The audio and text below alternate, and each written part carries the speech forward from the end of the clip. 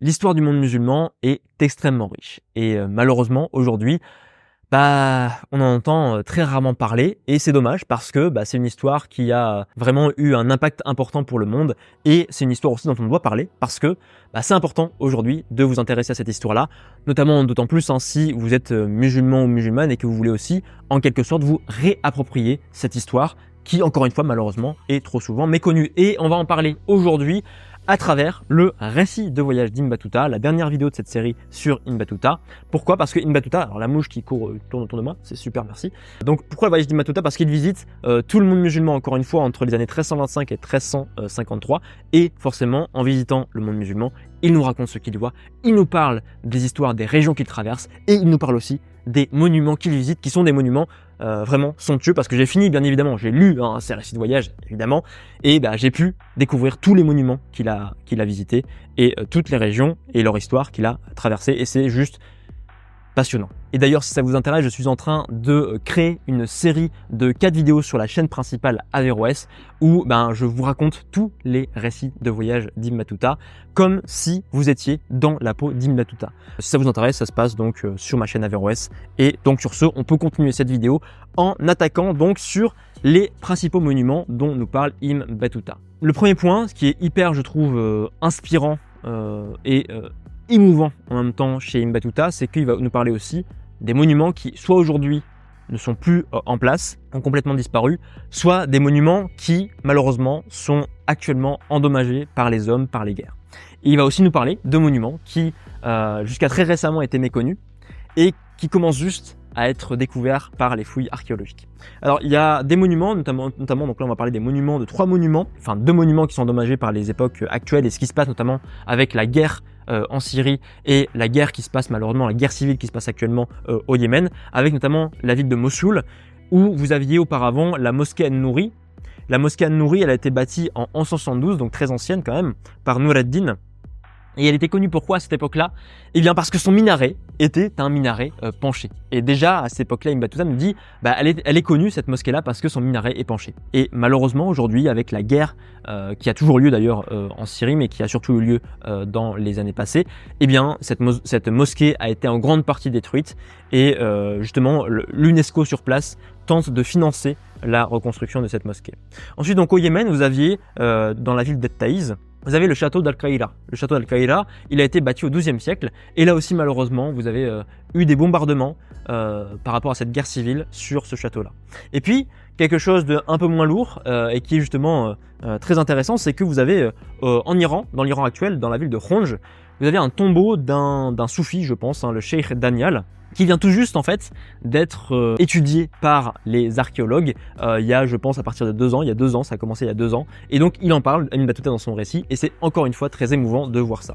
Vous avez aussi le tombeau de Abu Hamid al-Ghazali qui malheureusement tombe en décrépitude dans l'actuel Iran parce que forcément Abu Hamid al-Ghazali n'est pas forcément l'ami des chiites et malheureusement là aussi c'est assez malheureux de voir ça parce que c'est aussi une histoire qui est en train de disparaître. Et puis vous avez aussi des monuments qui sont cités par Ibn Battuta, qui sont toujours présents aujourd'hui et qui sont vraiment très intéressants et très admirables par leur architecture ou par leur monumentalité. Alors vous avez par exemple dans la ville de Marrakech, bon vous connaissez Marrakech, la Koutoubia, il en parle à la fin de son récit Ibn Battuta, donc qui a été construit par les Almohades au cours du XIIe siècle. Vous avez aussi comme autre monument au Caire. Vous avez au Caire le complexe Qalaoun, donc beaucoup moins connu de la Koutoubia forcément. Je pense qu'il y a aussi une audience qui est marocaine, donc forcément vous connaissez la Koutoubia, mais donc en Égypte, vous avez le complexe Qalaoun, donc qui est un Qalaoun, qui était un des sultans mamelouks, les mamelouks qui ont régné sur l'Égypte entre 250 et 1517 de mémoire, je mettrai les dates si je me trompe. Et donc Qalaoun qui a bâti ce complexe entre 284 et 285, qui était un complexe extrêmement dense et important. Pourquoi? Parce qu'il réunissait à la fois un mausolée, une mosquée, une madrasa, donc une école, et un hôpital. Et à côté de ça, vous avez aussi, et qui existe encore, le cimetière d'Al-Qarafa. Le cimetière d'Al-Qarafa qui est extrêmement important dans l'histoire musulmane. Pourquoi? Parce que vous avez des tombes de musulmans qui, avec notamment des compagnons du prophète Mohammed, des tombes de musulmans importants, de savants musulmans. Alors je sais plus si c'est l'imam al-Shafi'i, je crois que l'imam al-Shafi'i est enterré à Al-Qarafa. Et actuellement, et depuis déjà le Moyen-Âge, en fait Al-Qarafa c'est pas simplement un cimetière. C'est ce qu'on appelle d'ailleurs la cité des morts. Pourquoi on l'appelle la cité des morts? Eh bien, c'est parce qu'il y a des personnes qui vivent dans ce cimetière. Parce que vivre au sein des morts, c'est aussi considéré comme étant bénéfique d'un point de vue spirituel. À côté du Caire et de l'Égypte, en Égypte toujours, vous avez la ville de Tinis. Donc là, c'est pas forcément un monument, mais je voulais vous en parler parce que la ville de Tinis, alors qui est aujourd'hui quasiment méconnue et que aujourd'hui elle est quasiment en ruine, hein, il n'existe quasiment rien sur place. Eh bien, la ville de Tinis, elle était extrêmement importante à cette époque-là parce que c'était une ville où il y avait une forte production de soie. Alors une soie qu'on exportait déjà dans toute la Méditerranée, mais en plus on produisait ce qu'on appelle les tiraz. Les tiraz, c'est en fait des ornements qu'on mettait sur les robes d'honneur, donc des robes d'honneur qu'on offrait, que les gouvernants offraient à leurs administrés, notamment, à leurs administrés, à leurs délégués, c'est-à-dire à leurs subalternes, donc aux gouverneurs de ville, etc., etc., à leurs officiers. Et aussi, Tinis était très connu pour produire la kiswa. La kiswa, c'est le voile en fait de la Kaaba, le voile noir que vous connaissez avec des filaments dorés. Eh bien, ce voile-là, il était produit notamment à Tinis à l'époque et dans d'autres villes ensuite. Il n'y a pas qu'une seule ville qui faisait ça, bien évidemment, mais Tinis était très reconnu par rapport à ça. Autre monument, vous avez tous les châteaux que King Matuta va visiter au cours de son voyage dans le Levant. Donc les châteaux qui sont très souvent liés, bien sûr, à l'époque des croisades. Vous avez le Krag des Chevaliers, le plus connu quand même, le Krag des Chevaliers. Mais qu'on appelle, et qui est plus ancien, que c'est pas les croisés qui l'ont bâti, qu'on appelle en arabe le Hisn al-Akrad. Pourquoi le Hisn al-Akrad? Parce que c'est la forteresse des Kurdes. En fait, à la base, c'était un château qui avait été, une forteresse qui avait été bâtie par les Abbassides au XIe siècle, au début du XIe siècle, pour accueillir des garnisons kurdes, d'où son nom, Hisn al-Akrad. Et ensuite, ça a été repris par les croisés, et notamment par les hospitaliers, donc le Krag des Chevaliers. Vous avez aussi tous les châteaux des assassins donc la secte des assassins, vous connaissez, les Hashishines, que King Batuta donc a vu de ses propres yeux, il est passé par là, notamment les forteresses de Masyaf, Kadmous et Kahf. Et vous avez aussi le château d'Al-Karak. Alors Al-Karak, ou le château de Karak, ou de Kerak, vous le connaissez pourquoi, je pense, si vous avez encore des souvenirs, parce que c'est un film qui est assez ancien, 2007, de mémoire, 2005 ou 2007, je sais plus, c'est Kingdom of Heaven. Dans Kingdom of Heaven, eh bien, le château de Renaud de Châtillon, c'est le château de Karak. Et le château de Karak était extrêmement important à cette époque-là. Pourquoi? Parce que c'était le nœud stratégique de la région qui permettait de surveiller les déplacements et aussi les relations commerciales, les circulations commerciales dans cette région-là, finalement, entre, on pourrait dire, le nord de l'Égypte, la Syrie et donc la Palestine avec Jérusalem. Et autre monument ensuite, qui va rencontrer aussi à Damas, vous connaissez la grande mosquée des Omeyyades, donc qui a été bâtie par Al-Walid Ier, pense-t-on, en 715. Et cette mosquée, elle est extrêmement importante, non seulement parce qu'elle est grande et c'était la capitale des Omeyyades, bien évidemment, mais aussi parce que elle est célèbre par rapport à ces mosaïques qui ont été bâties, pense-t-on, là, encore une fois, par des artisans byzantins.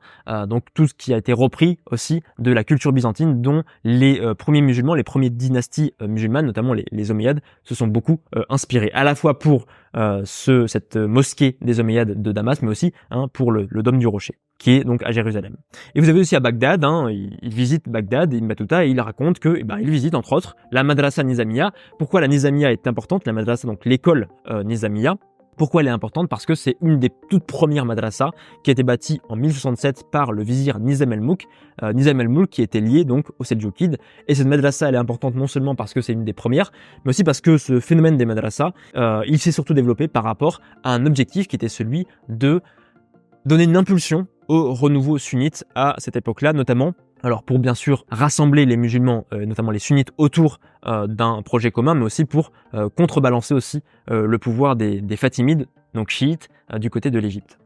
Et vous avez aussi donc d'autres bâtiments qui visitent comme Alep, la citadelle d'Alep, qui a été déjà ce lieu-là a été occupé sur plusieurs millénaires, mais c'est surtout à partir du XIIe siècle avec les Zengides que la forteresse va se développer réellement, et ensuite avec les Ayyubides.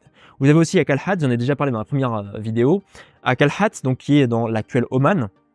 Vous avez le mausolée et la mosquée qui étaient bâtis par une femme, Bibi Mariam, qui a régné dans cette région-là entre 1311 et le début des années 1320, donc quasiment 10 ans de règne d'une femme. Vous avez aussi en Anatolie, donc il va visiter différentes villes, comme par exemple Alanya. Alanya, où il y avait une forteresse qui a surtout été, là encore une fois, développée par les Seldjoukides et qui a continué à se développer ensuite sous les Ottomans, etc., qui s'étend sur littéralement plusieurs kilomètres. Vous avez aussi d'autres villes comme par exemple Selchouk, qui était en fait l'ancienne Éphèse, où vous avez plein de témoignages archéologiques, de restes archéologiques de son époque gréco-romaine, avec des théâtres avec une librairie, avec le reste de temples. Et donc là aussi, c'est une ville majeure. Vous avez aussi la ville de Bergama, qui est en fait l'antique ville de Pergame, où là aussi, vous avez l'acropole qui est encore visible, avec le reste d'un temple, dont un fronton qui est actuellement visible dans un musée, et aussi le théâtre, où vous pouvez disposer d'une vue sur la région qui est littéralement impressionnante. Il visite aussi l'Inde, bien évidemment, et en Inde, il va découvrir des monuments somptueux, dont le principal qui, vous le connaissez peut-être, qui est le Qutb Minar. Le Qutb Minar, c'est un des minarets les plus hauts du monde musulman ou du monde actuel. Alors je sais plus combien il mesure, mais c'est vraiment très très haut, qui a été bâti par le sultan Iltutmish. Donc le sultan Iltutmish, c'est le 3e sultan de la dynastie des sultans de Delhi, donc qui avait pour capitale Delhi à l'époque, qui était un des plus grands sultanats juste avant en fait les Moghols en termes d'importance, qui a bâti donc ça, le Qutb Minar au début du XIIe siècle. Et ce minaret-là, il s'inscrit au sein d'une mosquée qu'on appelle la Quwwat al-Islam, qui elle-même a été bâtie par le premier sultan de Delhi, Qutb ad-Din Aybak, vers les années 1190. Il faut savoir aussi qu'il nous parle, Ibn Battuta, et c'est très intéressant, que en fait Delhi, pas considérer Delhi comme une seule ville, en fait c'est un ensemble de 4 villes différentes. 4 villes donc qui ont été bâties successivement par différents sultans de Delhi, principalement notamment par la dynastie des Turluk. Et puis il nous parle aussi, quand il fait son voyage en Inde, Ibn Battuta, il nous parle aussi de tous les bâtiments aussi non musulmans qu'il va croiser sur son chemin, donc là aussi qui fait partie de la richesse de son voyage, comme par exemple le château de Gwalior, qui est un château que j'ai découvert du coup avec son voyage, et qui véritablement est un château immense, et qui donne envie d'aller voyager en Inde. Et vous avez aussi le temple Khajuraho, qui est apparemment un des principaux temples de l'Inde, et où auparavant, apparemment, il y aurait eu quasiment 80 temples à la base, mais qui ont subi aussi des destructions, dont les musulmans sont en partie coupables parce que ils ont mutilé une partie de ce patrimoine-là qui était polythéiste. Et vous avez aussi plein de mosquées dont il nous parle en Asie orientale, Ibn Battuta, plein de mosquées qui ont été bâties, pense-t-on, c'est une des histoires, on pourrait même parler de légendes, où en fait les populations locales pensaient à l'époque, et c'est toujours le cas aujourd'hui, on en parle beaucoup, d'histoires locales qui en parlent, de Malik ibn Dinar. Malik ibn Dinar qui aurait été en fait on pourrait parler de mystique, d'ascète musulman, qui au cours du 8e siècle serait allé en Inde, aurait été quasiment un des premiers musulmans à aller en Inde, et qui aurait surtout été le premier à diffuser l'islam et qui aurait commencé à bâtir des mosquées sur place. Donc vous avez plein en fait de mosquées actuellement en Inde qui se disent avoir été bâties par Malik ibn Dinar. Et avec tout ce que je vous ai dit dans cette vidéo, il faut bien comprendre que je vous ai parlé que d'une infime partie des monuments que j'ai croisés dans les récits de voyage d'Ibn Battuta. Donc c'est vraiment que le monde musulman a une histoire extrêmement riche. Le problème, c'est qu'on en parle très très peu. Donc si vous avez envie d'en apprendre plus sur l'histoire du monde musulman, sur aussi l'islam, parce que les deux sont extrêmement liés. Bien sûr, vous avez les récits de voyage, mais vous avez aussi le contenu gratuit que j'ai créé.